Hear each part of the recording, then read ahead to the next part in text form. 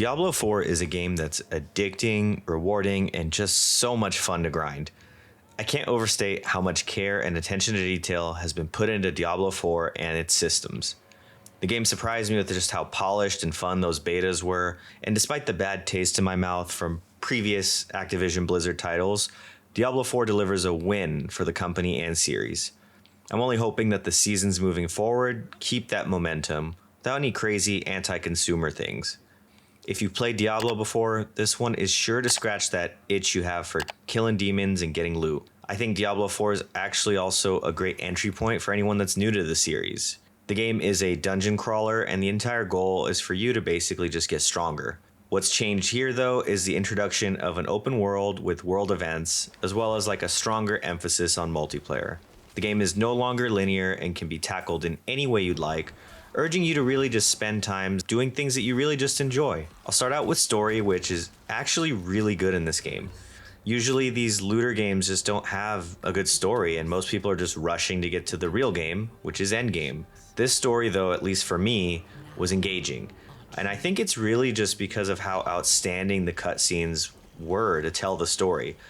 Almost every cutscene in the game is just awesome, especially one standout scene that might be one of the best scenes in a video game I've seen. I'm going to be avoiding spoilers here completely because I really want you all to enjoy the story. The main missions that are in yellow on the map take you through the main quest, where you're going to be slaying countless demons, get better loot, and meet new characters. The dialogue I don't think is too cheesy or kind of an afterthought. I mean, most characters are pretty well thought out and deep. I mean, to the point where a lot of the internet is actually siding with the main villain, Lilith. I'll be honest, the story does just abruptly end, but I think that's just because of the live service nature with the whole free content that's coming up later. I can see why they kind of had held back a little bit. Speaking of live service, yes, we've lost another series to this. Live service games are every developer's wet dream. I mean, make a cash cow series and milk the player while you drip feed them content. Anyone coming back to this channel knows how much I like Destiny, despite its shortcomings. I think Destiny is one of the few, if only, live service games that does it right, but Bungie's greed so far is starting to really bother me. Diablo 4, on the other hand, really just feels like one of the most complete live service games that I've ever played. The game doesn't hold back the way Lightfall and all these expansions have.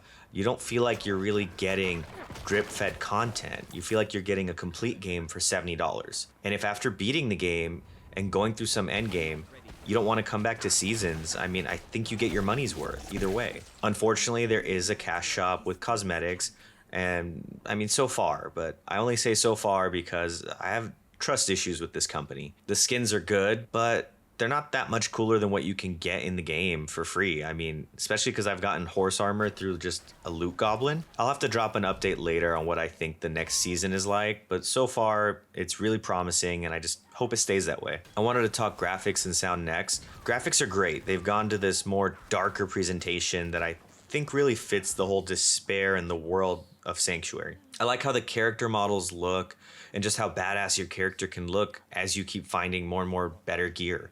The world around you just has a huge amount of detail. All the landscapes feel different, whether you're in the snow, swamp, deserts. I mean, the last sequence in the campaign might be my favorite environment in the game. It just really captures the whole darkness and essence that they were going for in the game. It's supposed to feel creepy and evil, and I just love that it nailed that. Sound, top notch as usual in Diablo games. I mean, Diablo 4's soundtrack is really good with different themes in each section.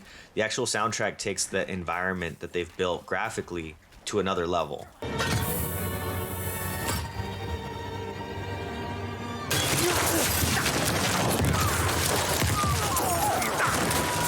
He has to. Listen, Akarat. My eternal light protects me. This isn't a game that you want to mute and just have music on in the background for. Besides the soundtrack, I think the sound effects are just so good that it's kind of scary. Corpses are popping, there's bleed effects, even reanimating the dead from a corpse. All of the sound effects in the game feel so satisfying to pull off in the game. I don't think people give enough credit to the sound effects team. I mean, I'm not even sure how they were able to make a corpse explosion on my Necromancer sound that good. The biggest question I think veterans will have is, does Diablo nail this open world? I don't think the game fully does it right, but it does get close. Let me explain. Once you get past the introductory part of the campaign, you're basically free to do anything you like. The benefit here being that the world scales with you, which is kind of a double-edged sword. You can literally ignore the main missions and explore. Hit dungeons and just do what you want to do. The game will force you to complete campaign if you want to get to a higher difficulty, which will give you more XP, better gear. And that's basically where the grind is. You'll work on main missions that help you explore the world, hit dungeons, and get these aspects for your character. These are things that you could just equip to your legendary gear. That way you have something that suits your build constantly. The good thing is here, all the worldscapes, like I said, are distinct. They've got their own look, they've got their own palette, they've got their own monsters. There are world events that pop up at random, giving you a chance to team up with just random people and tackle the same objective. There's world bosses, which are basically free loot. I mean, world bosses are giant bosses that I think I've even seen up to 20 people just attack at once. After you beat the game, you get access to these things called helltides. You get a tree of whispers, you get nightmare dungeons. The world has cellars, dungeons, side missions, world events, collectibles, nightmare dungeons, helltides, and tree of whispers. There's just so much content in the game. It's seriously kind of overwhelming.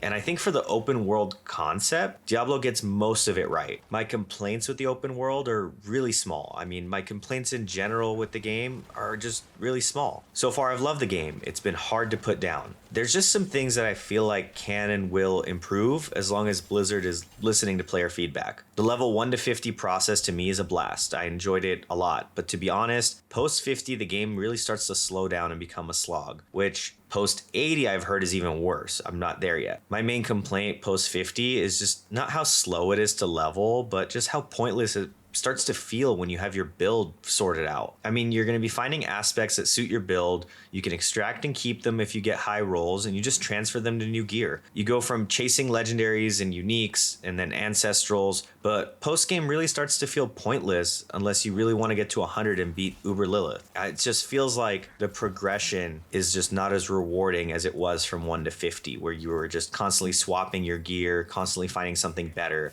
Blizzard also nerfing dungeons that are easy XP grinds is, in my opinion, a bad thing. I mean, the game is a grindy game, so I just don't understand that. Side missions are also pretty lackluster, and they really just feel like busy work. I mean, a few I've experienced are actually like maybe some cool stories that lead to things, but most are just basic video game side missions. And that makes the whole renown system a grind, and it just makes that part a whole drag as well. The game is overall, though, fantastic despite those shortcomings. I mean, I believe that updates will help the game. And I mean, so far the developers have listened. They just added teleporting to nightmares. They buffed XP in nightmares and helltides to hopefully speed up that post 50 progression. It's just really refreshing to see this, but I hate to admit that I have a sour taste in my mouth when it comes to Blizzard. What's happened with all of these good games lately is just giving me deja vu, where a game comes out, I'm happy about it, I love it, drop a review and I give it a good score, and then the game is just slowly murdered with greedy practices. But despite the track record,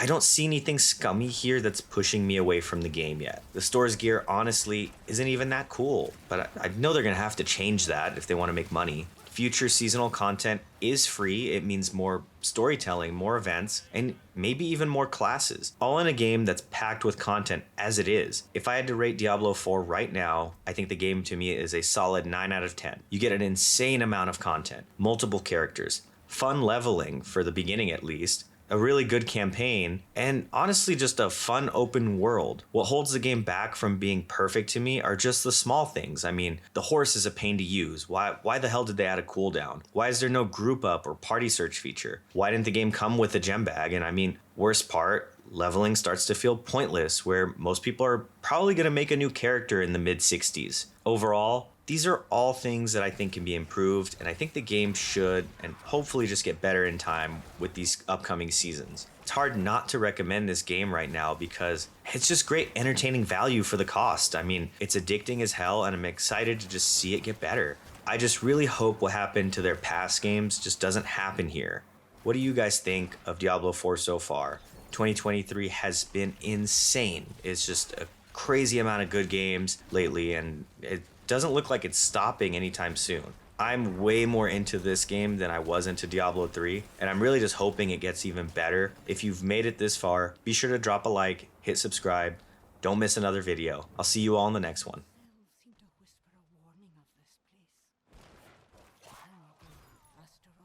Fiends ravage the land.